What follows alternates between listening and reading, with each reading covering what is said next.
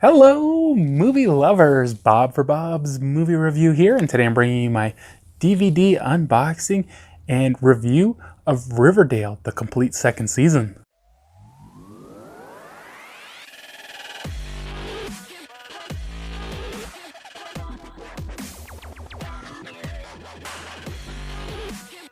Be sure to click subscribe and click on the bell icon to be notified whenever I upload great new content. Riverdale, the complete second season. This one will be releasing August 7th. 2 hours of bonus content includes gag reel and never before seen deleted scenes. I really like that artwork. It's a cool look. They had a pretty cool look on the first season. Good look on the second season. This guy kind of looks like he's the outcast in this picture though. The complete second season, season 2. This one is from Warner Brothers. Archie, Betty, Veronica, and Jughead return with more secrets, lies, and murder in season 2. As we enter season 2, the shooting of Archie Andrews' dad, Fred, at Pop's chocolate shop plunges the small town into utter darkness and paranoia. Archie rounds up a vigilante group to try to protect his beloved home. Jughead Jones transfers to Southside High and tangles with the Serpents. Betty Cooper copes with a long-lost and very suspicious brother, Chick. While being terrorized by a mysterious caller, Veronica Lodge makes nice with her parents, Hiram and Hermione. As they develop a corrupt real estate project, the North Side feuds with the South Side, while the popular new drug Jingle Jangle turns teens into monsters. With its twisted take on iconic Archie comics characters, Riverdale's 22 shocking and intensely captivating episodes will continue to be your favorite guilty pleasure. Special features, 5 featurettes, Riverdale vocal warm-ups, Caught Between Two Worlds, The Darkness Inside, Making the Musical Riverdale, Riverdale Pop Quiz, and Riverdale 2017 Comic-Con Panel. Deleted scenes and gag reel, subtitles in English. This one is not rated and has a runtime of 932 minutes. If you guys are watching Riverdale, let me know what you guys think of it in the comment section below. Let's check it out. On the inside, it has a slip box. Pretty cool. Side-by-side comparison. This is kind of hefty. I think season 1 was only like 13 episodes, so it's quite a bit more episodes in this one. We have our episode guide there. My disc holder fell out there. Disc 1, I don't know, it looks kind of blurry in the camera, but it looks fine in person. It's just kind of blue. So all the discs looks like they're pretty much the same. 4 disc set. It does have an episode guide. I always like the episode guides. Wow, episodes on both sides. Disc 1, A Kiss Before Dying. Nighthawks, The Watcher in the Woods. The Town That Dreaded Sundown, When a Stranger Calls, and Disc 2, Death Proof, Tales from the Dark Side, House of the Devil, Silent Night, Deadly Night, The Blackboard Jungle, The Wrestler, Disc 3, The Wicked and the Divine, The Telltale Heart, The Hills Have Eyes,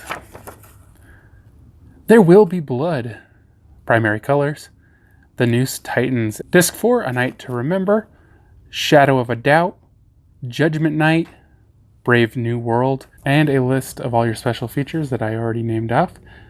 There's some artwork.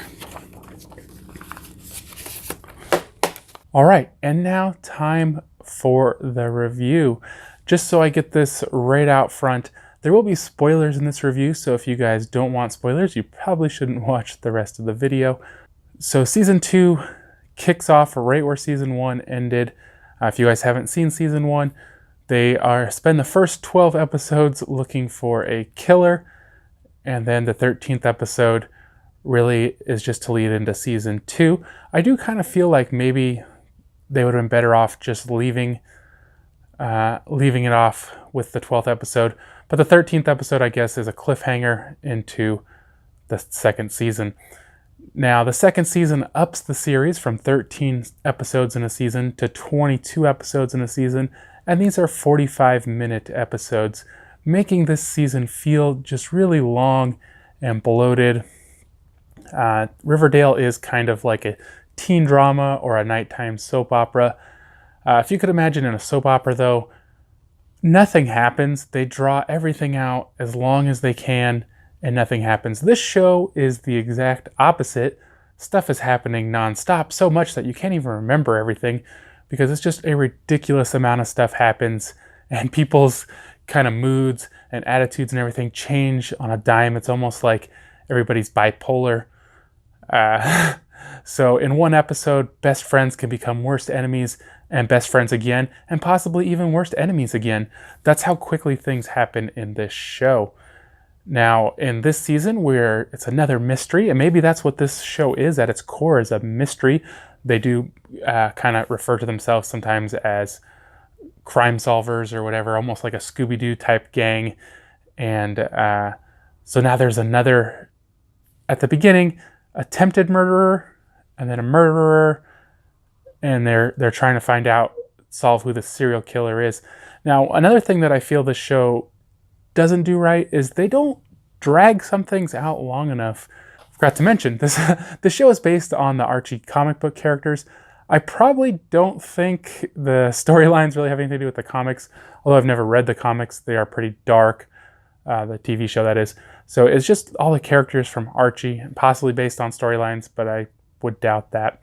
So Archie's dad, Fred, was shot, and just right away in season 2, we find out that he's okay. You know, on the second episode, he's already out of the hospital. Like, couldn't they have dragged that out a little bit just to build the suspense? And there's many things like this throughout the show where they want to resolve them in 1 or 2 episodes and not really carry on the drama. Now, the first couple episodes I thought were really cool. They had a real horror vibe to them, kind of a thriller vibe, where they have this serial killer and he's calling Betty and making her do things that she doesn't want to do. Now, ever since the first season, too, we were kind of hinted at a dark side of Betty, and that I assumed would come out more in the second season. We would find out that there was something wrong with her, and she was crazy or something. But they mention it a few times, but they really don't go into it at all. And then about the middle of the season or so, the show just goes on a really big lull. It's almost like they felt they were not putting enough teen drama in this, and it was too much of a horror story. And so there's a couple episodes in there where there's stuff going on, but it wasn't stuff I found super interesting. They kind of have all this fights and, like a nighttime soap opera type feel. And they really just had a few episodes to me that were, I could have done without them and shortened the season a little bit. But then I think at the end, the last couple episodes, they really pull it back together. Everything gets crazy. You do have some arcs that are finally resolved. And of course, then this season again, I feel like they could have ended it an episode sooner, but I guess they just want to lead into season 3 now. With season 1 and season 2, they just had like these nice endings to them. Like there's the end of a movie, and then it's like the last episode is like the post-credit scene that leads into the next season.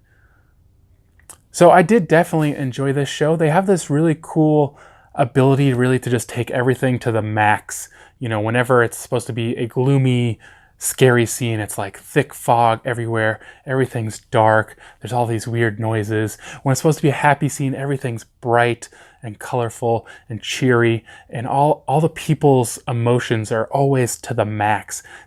Everything they're doing is the most important thing they've ever done in their whole life. Everybody turns on each other. The Lodges are kind of like the most ridiculous family. They're really scheming and vindictive. And every time they're on screen, I just kind of have to laugh at all the crazy stuff they do. But the characters in the show are just so much fun. I gotta say, Jughead to me just gets super annoying, and I really got tired of his character after a while. But it's still good to have him on the show. It's just, I wish he could turn it down a little, I guess, out of all the characters. But it's a really fun season, really worth a watch if you guys haven't seen it yet. I think I'm going to give this season a 7.5 out of 10. I think if it had been a few episodes shorter, or they really dragged out the whole serial killer aspect through the whole season, because our serial killer, who becomes known as the Black Hood, he just disappears for like 4 or 5 or 6, I don't even know, episodes there towards the last third quarter or whatever you want to say of the season. And to me, that quarter was just kind of all felt like wasted episodes. But I want to thank you guys so much for watching. I hope you guys did enjoy the video. If you did, remember to leave it a like rating. Remember, you can find more information, including affiliate links to purchase Riverdale on Amazon down in the description below. If you haven't already, subscribed for more videos. Check out suggested videos.